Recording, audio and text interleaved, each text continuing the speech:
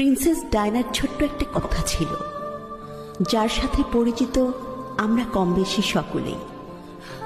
সে বলেছিলেন, আমি যাকে ভালোবেসেছিলাম সে ছাড়া গোটা বিশ্ব আমায় ভালোবেসেছিল। সৌন্দর্য, ব্যক্তিত্ব কিংবা আভিজাত্য কোনো কিছু দিয়েই প্রিন্সেস ডায়নাকে পেছনে ফেলবার মতো কেউ তার মৃত্যুর এত বছর পরও আসেনি।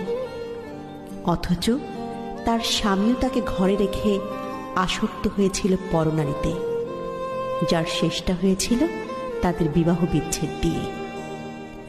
তোমরা অনেকেই বলো না, গুছিয়ে না চললে, নিজেকে সাজিয়ে না রাখলে পুরুষ হাতছাড়া হয়ে যায়। আসলে এটা পুরোপুরি মিথ্যে, বুঝলে? যার মানসিকতা নোংরা তার ঘরে হুড় থাকলেও সে কাজের মেয়ের পেছনে ঘুরে বেড়ায়।